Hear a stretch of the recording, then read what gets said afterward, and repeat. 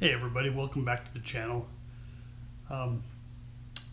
Well, as you may know, I am new to the YouTube world, making videos and so forth, but I'm not new to motorcycles and camping. I've had motorcycles since 1972, my first one, and no, 75, I'm sorry, 75. Still a long time. In camping, I've been camping for about 8 or 10 years, motorcycle camping. So I'd like to share some thoughts that I have on some tips I have that I've learned over the years, and I'll be sharing those with you shortly. Welcome back to the channel.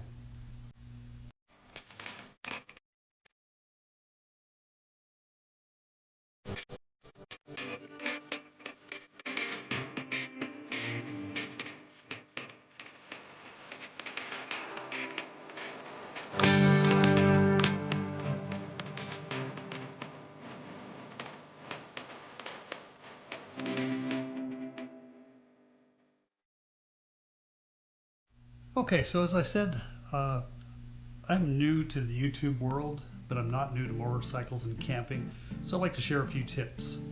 I think I have 10 tips to share here that I've learned over the years. The first one is when you go camping and you're looking for a spot for your tent, make sure it's nice and level. If you can't get a level, you want to make sure it's close to level.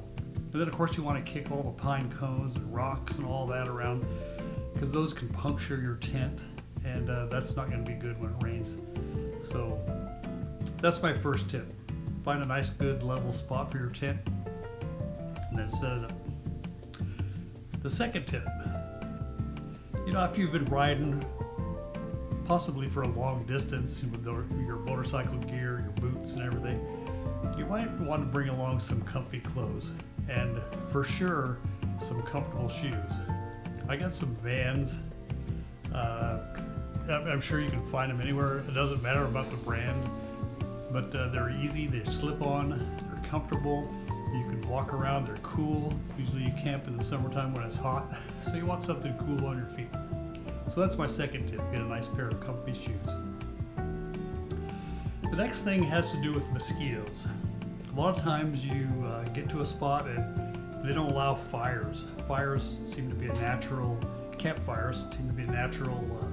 deterrent to mosquitoes and bugs in general. Sometimes you can't build a campfire though, so what do? Well, I found these coils. They're like, you light them on fire and then they burn slowly. They give off an odor and a smoke. And you can't notice it, it's odorless to campers, but you can just set it on your picnic table or what have you, and it will keep the bugs away. That's probably the best thing that's ever worked. I mean, you can douse yourself with bug spray and stuff and smell, and sometimes your skin gets a little itchy because of that. But I would recommend these coils. They work the best. That's what I found. Next tip.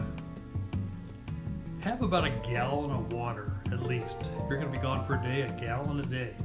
If you're going to get to a spot where you don't have potable water and you have to filter the water, or maybe you just don't have water. There's plenty of camping spots around, but they just don't have access to water.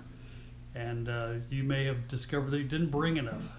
I would say a gallon is generally at least as much as you would need. So I bring mine. I have 2 really large containers. They hold about 50 ounces each, and then 2 other thermos containers which I will fill with water. So that's plenty. That sums up to way over a gallon, and it's generally been enough for me over the years. Next thing, before you leave, you want to check your bike over really, really good. Check your tire pressure. Check your tire pressure on a regular basis, because if your tires are losing air gradually, at least you'll know the rate and you'll know how often you should check them and fill them again. It'd be good to make sure you find out the source of the leak if you have a leak, but and if you don't, it's nice to have that assurance that your tires are well pressured and they're ready for the trip. And if your bike has coolant, KLRs have coolant, a lot of other adventure bikes have coolant. Check it, make sure it's okay. As a practice over the years, I've always changed my oil at least once a year and the coolant once a year. Just during the winter time when there's not much to do, just change it. Just change it out. have that assurance that when you start most of your riding in the spring and summer that your bike will be ready. Okay, the next tip, keep a camping list.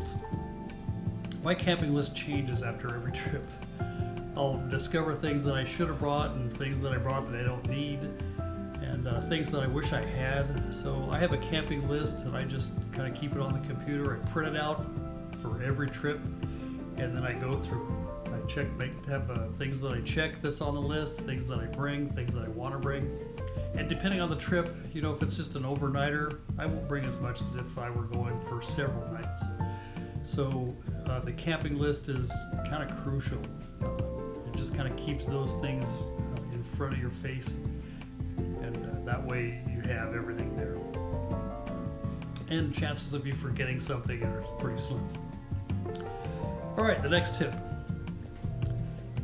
You know, a lot of people, and I'm guilty of this too, is sometimes you think that, well, okay, I'm going to jump into this camping motorcycle thing. I'm going to get the best bike, I'm going to get the best gear, I'm going to get the best tent, because these YouTube channels, they recommend this, they recommend that. And pretty soon you've racked up over $1,000 worth of stuff. And then you go camping and you think, you know, this flat sucks. I don't really like this. This tent they recommend is too small. Or this gear is great and everything, but it's just too itchy. It doesn't fit me right. It's not comfortable. So I would just recommend go low budget at first. You know, I bought a tent at Walmart and I still have it. I still use it today. It's just held up. I don't know why. I think it cost me $30 back then, back in the day. I think they're a little bit more now. But do what you will. I tend to go cheap first, and then as time goes on, if I want to upgrade, I will, if I think it's necessary.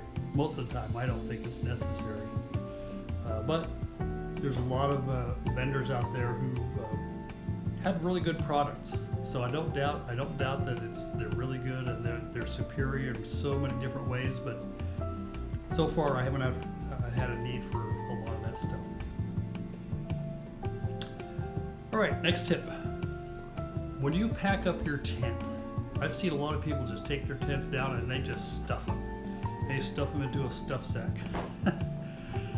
Some tents you might be able to do that, but I have found that over the years doing that, sometimes it causes creases and compromises in areas of your tent that aren't good. So they start letting water in. Your seams start to get a little weak in certain areas. So what I've tried to do is, after every camping trip, I will fold up my tent nice and neat and make sure that all the grease and grime and leaves and rocks and any other things are just out of the tent before I fold it up. And make sure it's nice and dry too.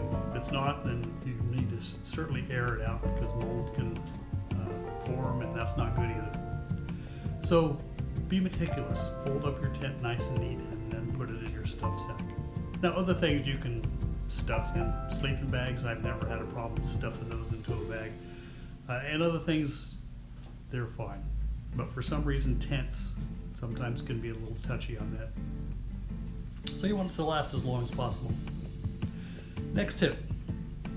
I always like to know my route ahead of time. I've seen people use GPS, Garmin's, and all that. And if you're going to go out to some backcountry where the roads are a little bit iffy, yeah, you want to have a tool like that, because you can get lost. And sometimes maps, and I've had this happen to me before. Rick and I were on a backcountry discovery route, and we had a map and everything, and we calculated that, you know, it's so many feet we should have a right turn, or so many feet there should be a left turn, there should be a bluff here, there should have this or that. So the map wasn't exactly right on. So we did have other GPS tools available, and we were able to figure it out. But ultimately, though, it's nice to have a really good idea of where you're going before you even leave. So what I do is I sit down with Google Maps, and I will write down some directions in cases where there might be a question as to which way to go. Anyway, it just helps. And I don't really use directional tools, a phone, or GPS as I'm riding. This is just me personally. I just think it's dangerous to constantly looking down, looking up, look down, look up, look down, and trying to figure out where you're going. If you know in your head where you're going, you're looking for the next stop. Like in about 3 miles, I should see a sign for this turn off, and then take your turn. So if you know ahead of time where you're going, you'll have a feel. And if you don't, stop, look at a map or whatever, but constantly looking down and looking up, I just don't recommend it. I just think it's inviting trouble, especially when there's critters that can run out in front of you, there's traffic, who knows what. Anyway, that's my spiel. One last thing, I would recommend watching other YouTube channels. I watch other YouTube channels all the time. Sterling Noren, he just sets the bar. He has got one of the best channels out there. Northwest Motorcycles, Northwest ADV, Forrest Johnson, really good channel. As I mentioned earlier videos, Jeremy Rives, I watch his videos over and over again. Others, Dork on the Road, Amanda Zitto, she's over in Nepal right now, but she goes all over the place. Her and brother, they've got some really good ones. Anyway, those are just a few. There's so many of these out there, and but I would recommend watching them, because I always pick up something new. Like, that's a good idea, or wow, they're doing that, I wouldn't do that, or whatever. It's all up to you. It's your bike, it's your vision, it's your trip, your adventure. Do it what's best for you. Anyway, I hope these tips have been helpful. See you next time.